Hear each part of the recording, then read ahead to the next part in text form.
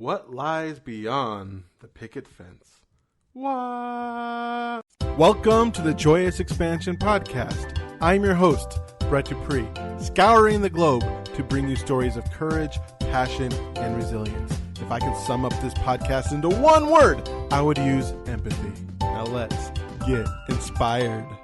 Welcome to the Joyous Expansion Podcast. I am your host once again, Brett Dupree, here to talk to you about super awesome things and vulnerability and empathy and all that fun jazz. Today we have an interview with Krista Kathleen, who helps women get their stories out. She has a very interesting story herself, and I look forward to you listening to it. But right now is part of the podcast where I talk about myself, because if I can't be vulnerable, how can I expect other people to be vulnerable as well? 2020, a new year, a new decade, despite what people tell you. Face it, the 80s through 89 is the 80s, not 81 through 90. It's just silly. It's not how time is counted. Anyway, that's my little rant on welcome to the new decade. It is 2020s. We are in the roaring 20s. Time to get out your flapper hats and do the Charleston. So what are your 2020 goals? What do you want to do for the next decade? Here I am sitting at 41. The next decade, 2030, if we haven't destroyed the world yet with climate change, I will be 51. And how do I want my life to look like in 10 years? And what can I do now to solidify and reach my goals? Well, my main goal is to continue on this podcast for at least another year and at least double the views and downloads on it. Get to the point where I am working more towards my goals and to really let go. Last year was looking a lot at my anxieties. Last year was really looking at who I am and very much being honest with myself, truly honest, probably for the first time ever, as to why I am where I am, as to why I have these blocks to my success, blocks to vulnerability, blocks to getting myself very much out there. As I said, when I first started this podcast, I barely told the people that their podcast was ready, and I didn't send them an email. I told them on Facebook in a post by tagging them. That's silly. Why would I do that? Of course, that was 2018. So 2019 was spend a lot of time doing this podcast and living the life I want to live and recognizing the fact that I have cycles that I didn't think of. And for instance, around August, September, I tend to go down. It happened in 2018. That happened last year. But last year, I honestly had no excuses. No excuses at all. I had a stable job. I was making money, but the anxiety was still there. And thinking about that. And then now, what do I want to do with that? Yes, an entire year of thinking about that. Well, of course, I was working on it as well. But this year, 2020, I very much want to work on. I very much want to work on putting myself out there. I very much want to actually finish my redesign of brettdupree.com into my main website of Joyous Expansion and the Church of Awesome. Finish the Church of Awesome website and really start that group going, even if it is 10 to 5 to 15 people. Serve those 10 to 5 to 15 people at best of my ability, because it's not about who and how many you serve. It's about who you show up to be when you serve. If you're only going to have one person at your presentation, make sure that presentation you give is the best presentation that person has ever received. Because it's not the amount of people, it's the amount of impact that you provide. Because even if nothing comes of that, one thing that does come of that is how you think of yourself and how you value your time. And I have decided that I want to value my time more. That doesn't mean that I am not going to give up video games or television. In fact, one of my goals next year is to beat a campaign in Total War 2, because that game is kicking my butt. But at the same time, I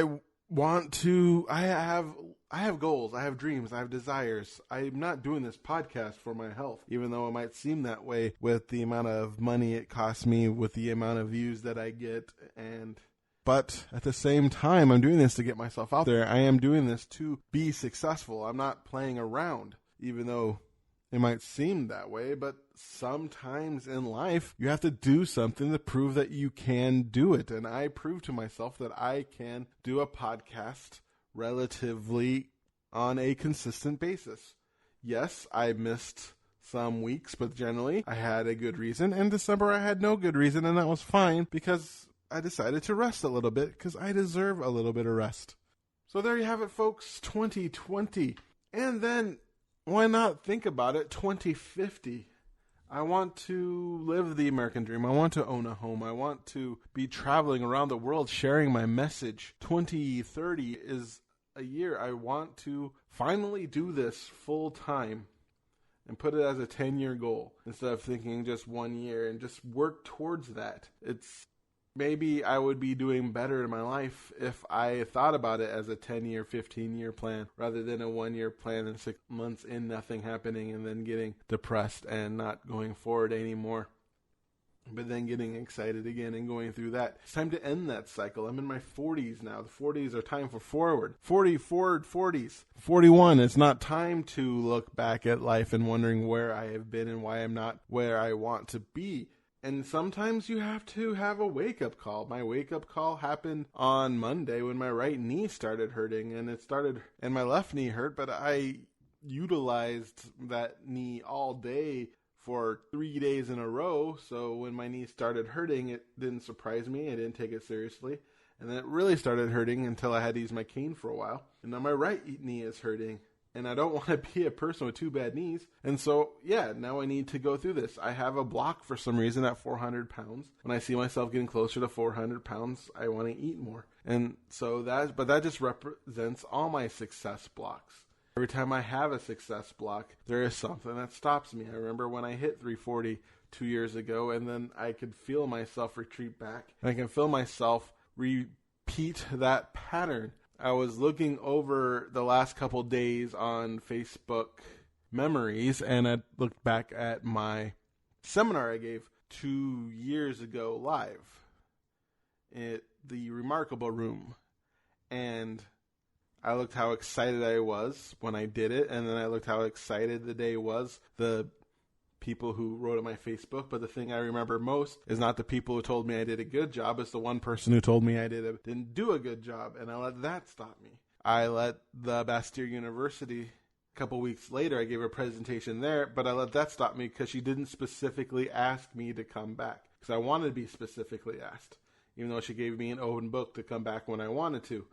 I didn't want that. I wanted her to invite me back on a specific date. I created that rule for some reason, even though that talk was relatively successful. People didn't get up and leave. They seemed to enjoy it. I should have gave back feedback forms so I could understand how much they enjoy it and get a better understanding. But at the same time, those are just some examples of how I have stopped myself. When it comes to my business, when it comes to my life, when it comes to my desires, I know I am my worst enemy. So how do I become my best friend? And that is, how do I become living my awesome life? And that is what 2020 is for me. Living my awesome life, being my awesome self, embracing my awesomeness, if that is a word. And so when it comes to living an awesome life, I have an awesome interview. Krista is a public speaking coach and hypnotherapist, author, motivational speaker, and soon-to-be mom based in St. Louis, Missouri. She enjoys working with women who have unique life stories and are ready to start speaking up about them in a way to help others. And now here's my interview with Krista. Hello, Krista, and welcome to my podcast. Hi, Brett. Thank you so much for having me on today. You are very welcome. I'm excited to learn about you. So I met you at the Rock Your Talk event by Kristen Thompson, where you wanted to rock your talk. Can you tell the listeners something a little about yourself? Yes, of course. So I'm a public speaking coach and hypnotherapist, and I work with women who have really unique life stories, and they want to learn how to powerfully share those stories with others to help others get through what they've gone through in life. And I currently am based in St. Louis, Missouri, even though I'm location independent, and I travel all over the world running my life coaching business and working with clients. And I just absolutely love what I do. I think being a personal coach is one of the best careers that you can get into and one of the most rewarding. So cool. So you help women craft their personal stories. Do you have a story of yourself? How did you get started in doing this? Oh, of course I have a story. Absolutely. I don't think you can get into this line of work and not have a huge, massive life story that's completely changed everything. I'm actually writing a book right now about it all too. It's called Beyond the White Picket Fence, Breaking Out of the Life That Others Expect You to Live. And yeah, would you like me to go into a little bit about what that life story is and how it led me to this place? Ooh, I would love to hear it. Okay. Perfect. So, like I said, I grew up in St. Louis, Missouri in the Midwest and always felt like I never fit in. I never belonged here, but I didn't really know how to speak up or say that to anyone. And I grew up in the Lutheran religion, never really connected with that. I didn't like all the rules and I never felt a connection with God. And I felt very judged and scared. Again, I didn't know how to speak up and tell people what I was feeling. So I just shut my mouth and I was the good girl growing up. I got straight A's. I was an overachiever, perfectionist. I was homecoming queen. I didn't like to break the rules. I didn't want to rock the boat for anyone. It started to get to a point where I was like, there's got to be more to life than this. This doesn't feel like how we should be living life. But again, I didn't really know what that meant. And so I went to the University of Missouri. Went to nursing school because my mom was a nurse. And at that point, I was just doing things that other people expected of me. And I wanted to make my parents proud. So I didn't really know how to make decisions for myself. And I started teaching yoga in college. And that is what first opened my eyes to spirituality and started to turn me away from the Lutheran religion. And it was the first time I really felt a connection with the universe and felt alive and like I might have a greater purpose than becoming a nurse and just going through the motions day to day. Then I met my soon-to-be husband in college. He was in my nursing class with me. He was the first person that got me out of the Midwest. He was in the military. We were stationed in Hawaii for 3 years and Seattle for 3 years. And we got married right before we left for Seattle. And on the outside, everything looked good. Most people would think I had the perfect life. We had a beautiful 2,500 square foot home. We had 2 dogs. We could see Mount Rainier in our backyard. We had 2 beautiful weddings. We had supportive families. We had well-paying careers. But on the inside, like I was dying and this is not my life. This is not who I am. But again, I don't know how to explain that to people. And I just was like, oh, there must be something wrong with me. I should be grateful. I shouldn't be feeling this way.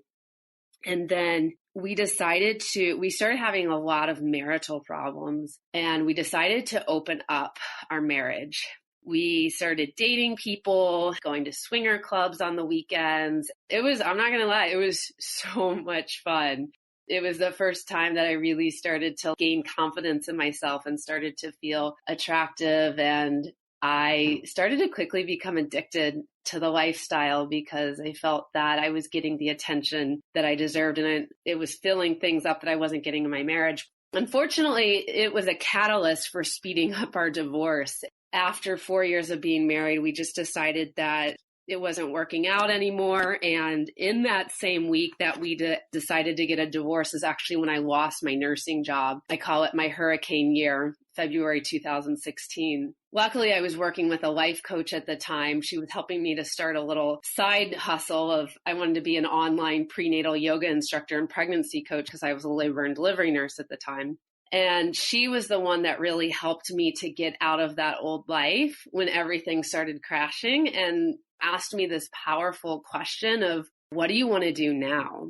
She was really the first person to help empower me and let me know that I get to choose my life moving forward. The universe had given me a second chance and I get to choose now. And so what I chose was to sell all my things and leave the United States. And I decided to go travel around the world for 2 years. I knew that travel was going to be like therapy for me and it was going to help me to find myself and figure out what was next. And so I had some savings. I lived in over 40 countries over the next 2 years. I visited almost every single continent now. And it was amazing and it was beautiful. I mean, it didn't come without its challenges, but it was one of the best things I could have done for myself. during that time. And while I was doing that, I realized that I was really feeling called to do what my life coach did. And so that's where I started to explore more getting into personal coaching. And I went through a coach training program and became a certified life and business coach initially. And that's how I started bringing in money online that allowed me to keep traveling.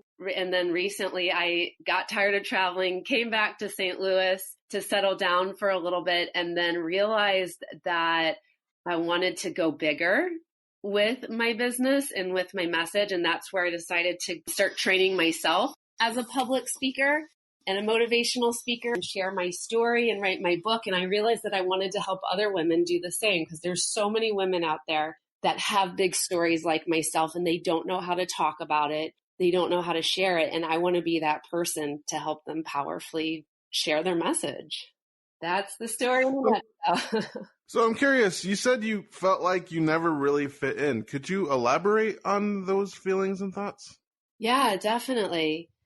I just remember when I was little, like I always wanted to travel around the world. I always had these big ideas. I always just wanted to go after big things in life. And when I would tell my friends and family that, they would look at me like I was crazy. And I remember I was telling one of my guy friends in college, and I was like, I just want to get out of Missouri. I want to go see the world. And he's like, why can't you just be happy where you're at right now? And I remember feeling embarrassed and feeling ashamed that I had these big dreams and these big visions. That's what I meant when I felt like I didn't really fit in, because I didn't hear anybody else saying that they wanted to start their own business, or saying that they wanted to make an impact on the world, or saying that they wanted to go out and see the world. And so I just always felt so alone in my journey. Really, the first time that I've ever felt not alone is getting into the coaching world and being around women who value personal development and entrepreneurship. And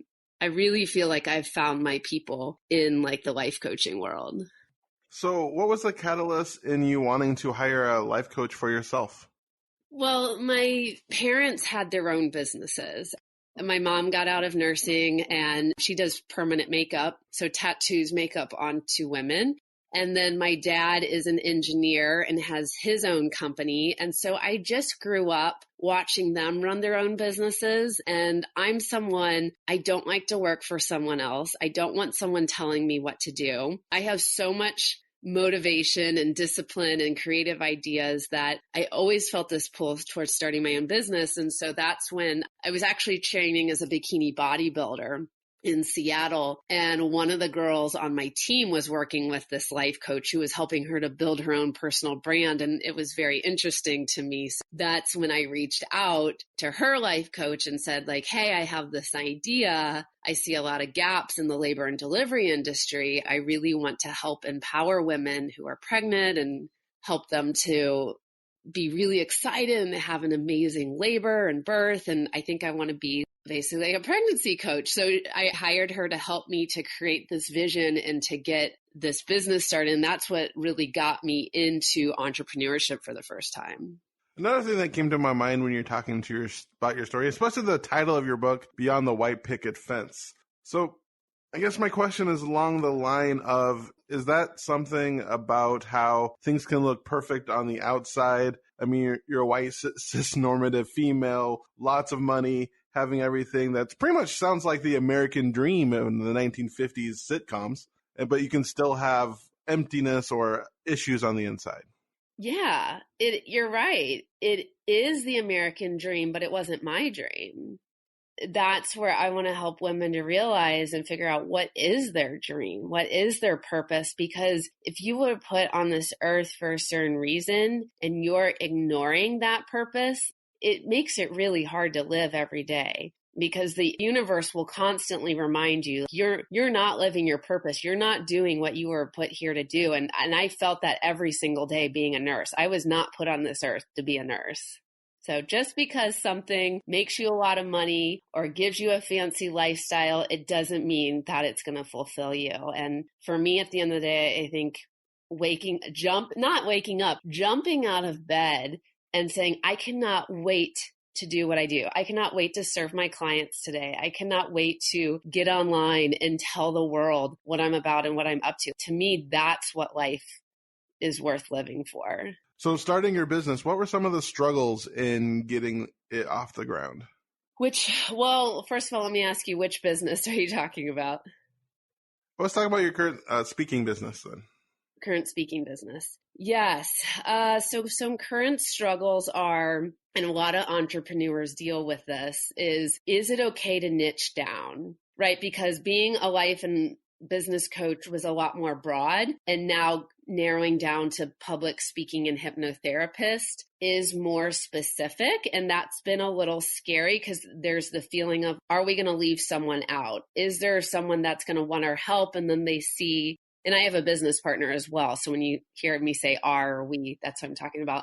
You don't want to leave anyone out at the end of the day. But as I like to teach people as a business coach, one of the best things you can do is to be an expert in your area and to be known for something at the end of the day. It's taken a lot of work to get here, but it feels good to go in that direction finally. Also, another challenge too was I was recently working with a coach training company, and I had this vision that I was going to be working with the coach training company and running my business side by side, and it just didn't work out. I ended up losing the contract last week, and so now I'm running this business full time, which, as anyone knows, you have a certain amount of income coming in, and then when that stops, and then you are, I like to say, given the opportunity to run your business full time, I'm just going to be honest, like sometimes you're a little worried. There's those money fears that come up. Can I really make this work? And can this really help to pay the bills and be sustainable and be profitable? So that's one of the things that we're going through right now as we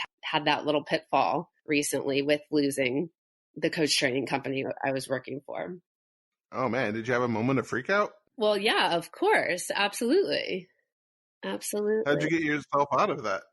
I just, it's my spirituality. I cannot imagine this life and running this business without it. And I trust that everything is perfectly designed and planned out by the universe. And when one door closes, another door opens, and either, to make a bigger space and to let greater opportunities come in. And I do feel that if I was still working with that company, that maybe this business couldn't grow at the speed that it's meant to grow. So it's really that trust in the universe that is what gets me through the hard times. And, when I got divorced and when I got fired back in 2016, it was one of the best things that ever happened to me.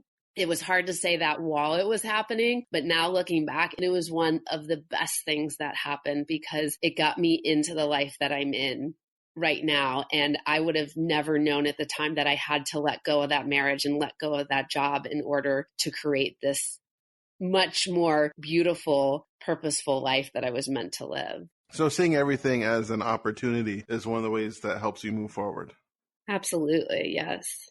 What would be the basis? You said you got into yoga. What was your next step after getting into yoga? What personal development? Who are some of your personal development people that you enjoy? Some people that I really look up to and admire right now is Glennon, Melton, Doyle. I feel like I never get her name right. It's either Glennon, Melton, Doyle or Glennon, Doyle, Melton. She wrote Love Warrior. I admire her so much because she was so raw and authentic with putting her story out there, and it is messy as fuck.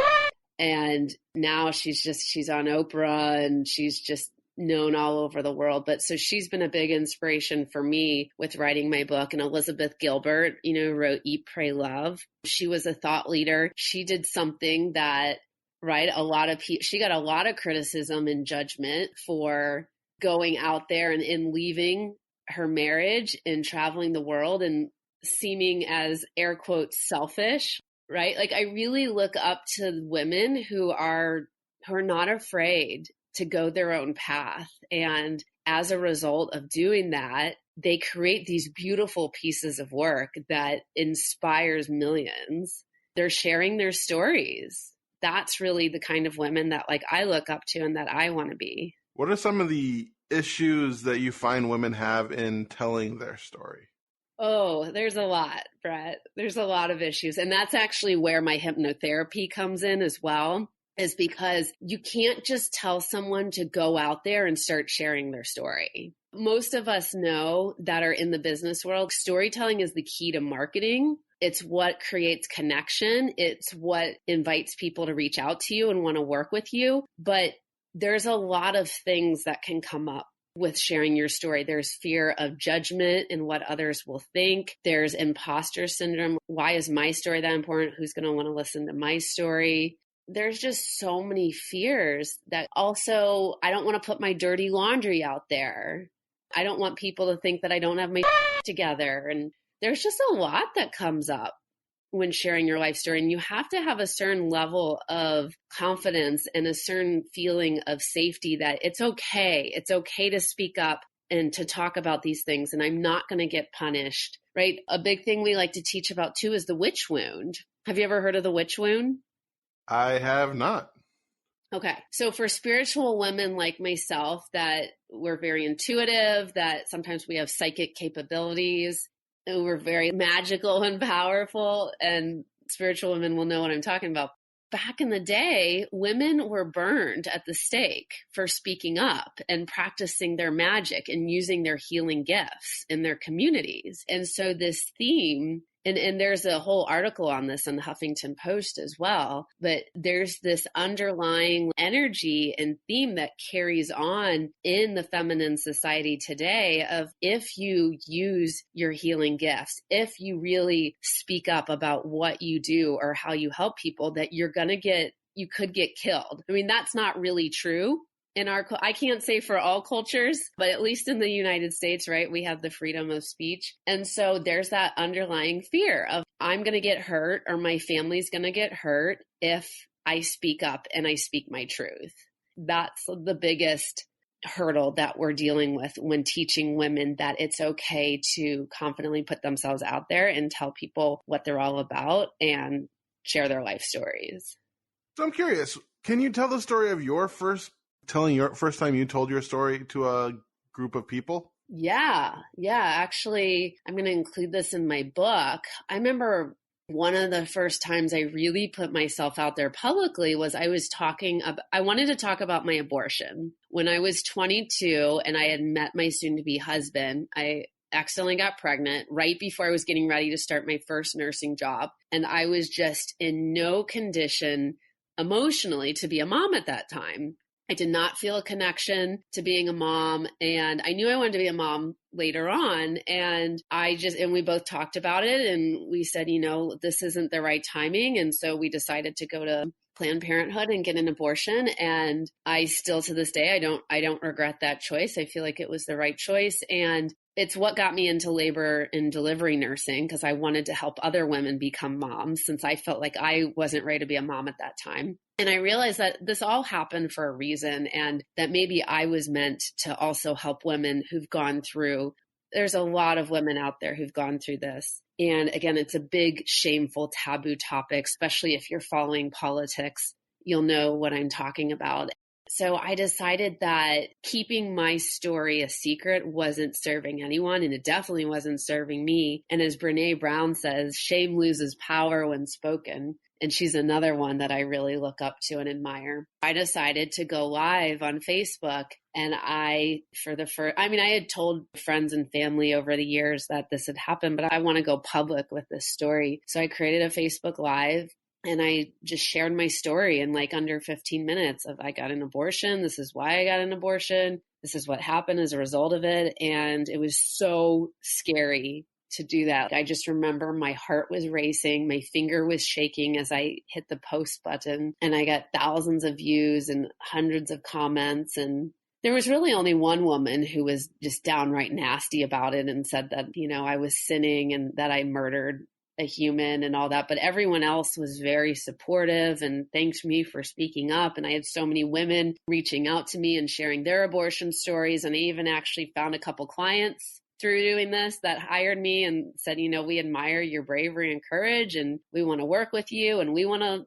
live lives like that too. And that was the first time where I really saw the power of sharing the thing that you least want to share. There's actually a quote by Waylon Lewis, who is the creator of Elephant Journal. And he says, the thing that you least want to share is what people most want to hear. Very powerful. Yeah. So how do you go about working with women and helping them tell their stories?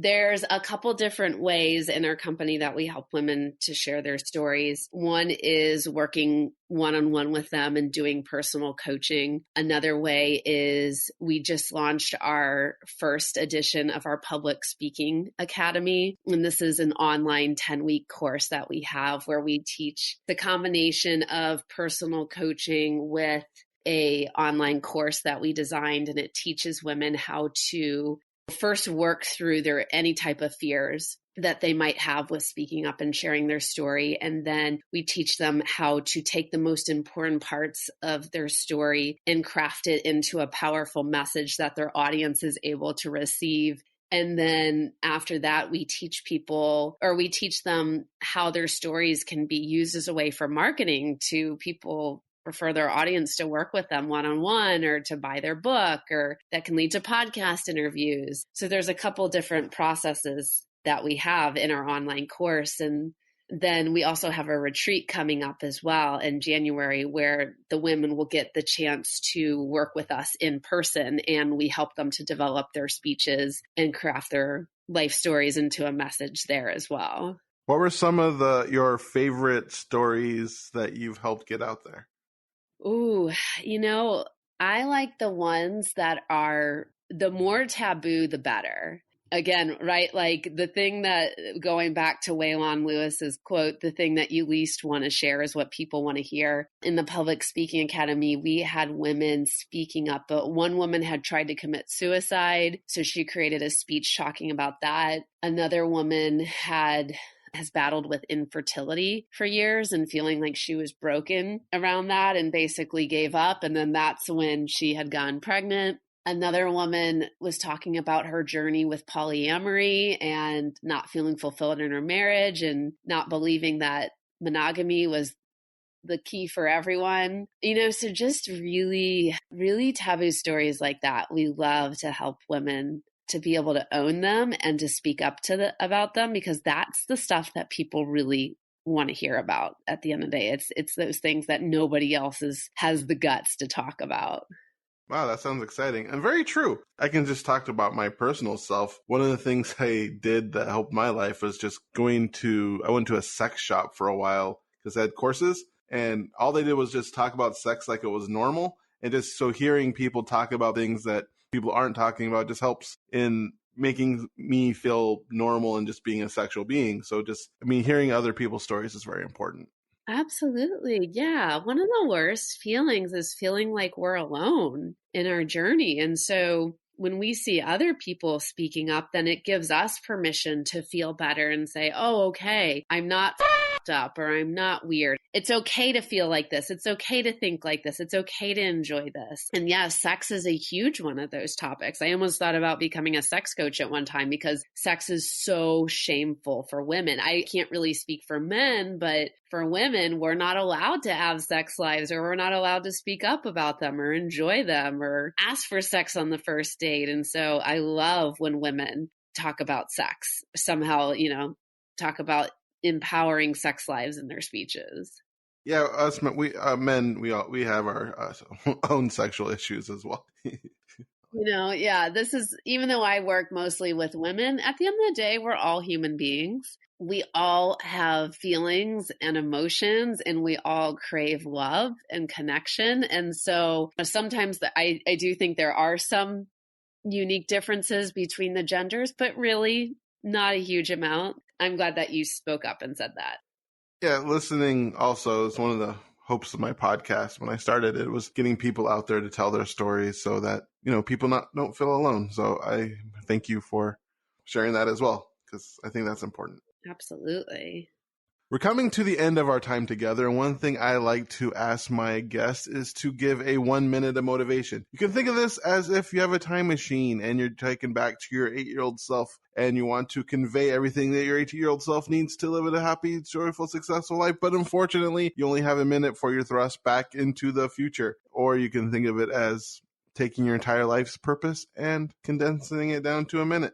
I would say don't waste your life trying to fit in and blend in with other people. Be the youest you.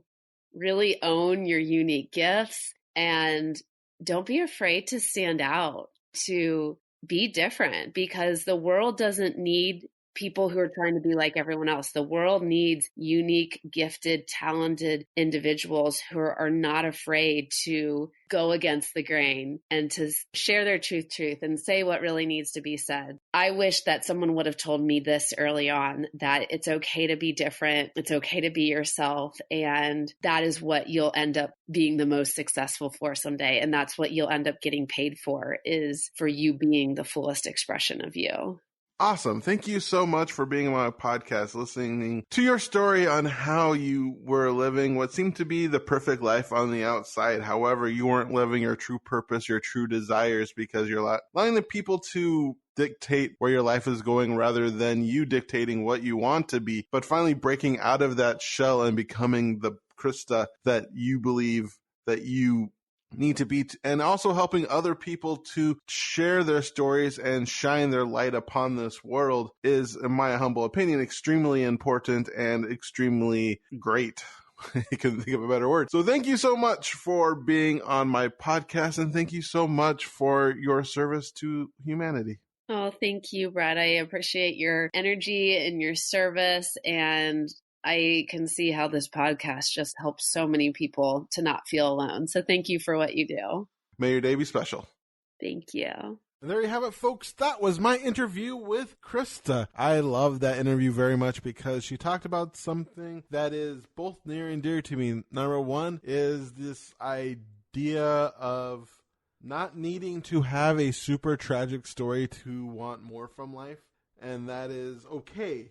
I know it can be kind of seen as the Disney princess syndrome where you have everything but you want more. But in reality, there's a lot of people out there who are sold a bill of goods about what they should want in life and are able and recognize to a point that it is not working out for them. Even though everything looks perfect from the outside, inside they're screaming that they want something more. They want purpose. They want fulfillment. They went into something because, well, basically, we live in a world where 18-year-olds and 17-year-olds are supposed to make gigantic decisions that affect the rest of their life. And as a 41-year-old, the last person I would want to make my decision as an 18-year-old, but at the same time, we also have adults who have, instead of trying to get the 18 and 17-year-old to fulfill and find out what they want in life, they want to pigeonhole them into something that they think is going to be successful. And so you have a kind of a two-edged problem, just the reality of the situation, so that when you hear of stories such as this, it's inspiring to me also because not everyone starts out living in poverty and then becoming successful. Some people are relatively successful and then just feel disenchanted, and those stories are just as valid. Which is why I want all these stories on my podcast. I want the drug addicts who become spiritual teachers. I want the people who are from white picket fences and living the American dream to recognize that they want more in life and become coaches. That is the beauty of America. That is the beauty of the world, is this diversity. People with different problems going for different solutions. And I especially loved how she wants to help people get their voices out there. In my humble opinion, the most powerful instrument we have is our voice, is our ability to convey our ideas to others, be it writing, be it art, be it speaking. If you can take an idea and convey it in a way that can touch somebody's heart, you can change their lives. In my humble opinion, speaking is one of the most effective way of doing that. And the more people getting their stories out there, the more people that they will help, because the more people would feel like they're not alone. And that's one of the most important aspects of telling your story, is that somebody out there is in a situation that is similar to yours. And hearing that somebody else is going through that, somebody else has gone beyond it, someone else is doing something, even though that will change their lives. That is empathy. Empathy is being on that level and saying we can do this. And when you share your story, you're displaying empathy. And that is so very important in this world. So I thank Krista for her service. I feel that is very important. And I guess I'll talk a little about the sex class. When I first started my transformation and wanting to break out of my shell, there was this sex shop in Issaquah. I forgot the lady's name, but I believe she was probably a stripper in her younger days, or she could have been in porn. I do not know.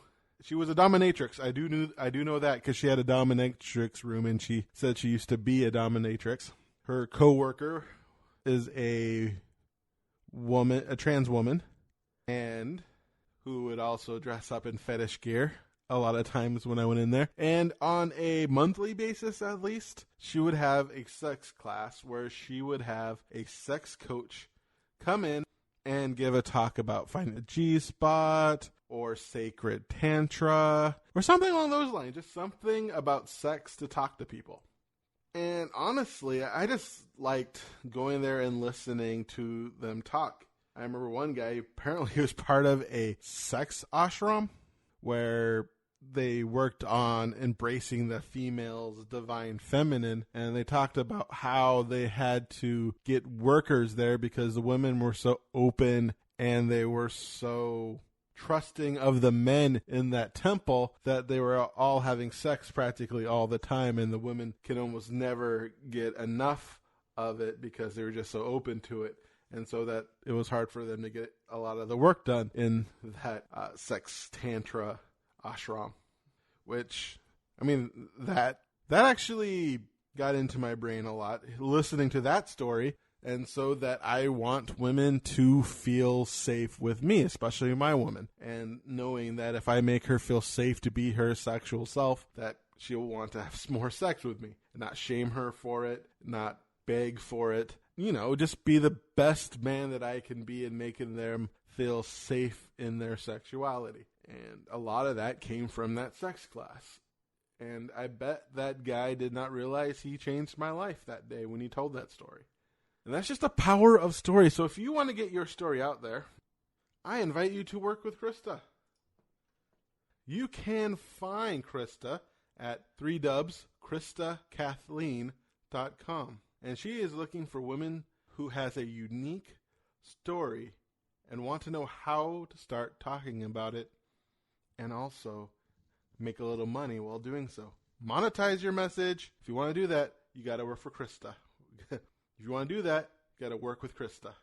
So thank you. That is episode 55 of the Joyous Expansion podcast. So many podcasts, so little time. I'd like to thank you once again for listening. If you want to email me at any reason, just email me at BRE2Ts, at joyousexpansion.com. You can check me out at joyousexpansion.com. You can check out more podcasts at pod.joyousexpansion.com. You can also find me on LinkedIn at Joyous Expansion, Facebook at Increase Your Joy, Twitter at Joyous Expansion, and Instagram at Joyous Expansion. And you notice which one of those things are not like the other. Not my best SEO. If you like this, please leave a like, leave some stars, leave a review. Everyone is helpful. And I thank you so much for listening to my podcast. And I love the fact that you are getting something out of this. And I love you for being you, because you're awesome. And once again, I remind you to be love, to be joy, to be awesome.